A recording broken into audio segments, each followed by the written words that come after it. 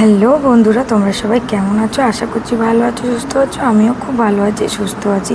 পিঙ্কি ভদ্র চ্যানেলে তোমাদের সবাইকে স্বাগত জানিয়ে আজকে লোকনাথ বাবার পুজো তোমাদের সাথে শেয়ার করছি। তো পুজোতে কি কি খাবার বানানো হলো সেটাই তোমাদের সাথে শেয়ার করছি। তো তোমরা দেখতে পাচ্ছ এখানে ছানা টানলা হয়েছে আর খিচুড়ি, আর সঙ্গে ছিল 5 রকম ভাজা, চাটনি, পায়েস, আর ছিল ফুলকপির ডালনা।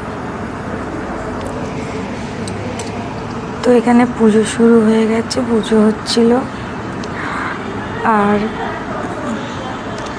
এখানে সবাই আমরা পুজো দেখছিলাম। আর এখানে দেখো সব রকম সব ভোগ ঠাকুরের কাছে দেওয়া আছে। তো এই হচ্ছে ফুলকপির ডালনা। কালারটা তোমাদের কেমন লাগছে অবশ্যই কমেন্টে বলো। আর আমার ভিডিওটা তোমাদের কেমন লাগলো অবশ্যই ভালো লাগলে লাইক, কমেন্ট, শেয়ার। টাটা।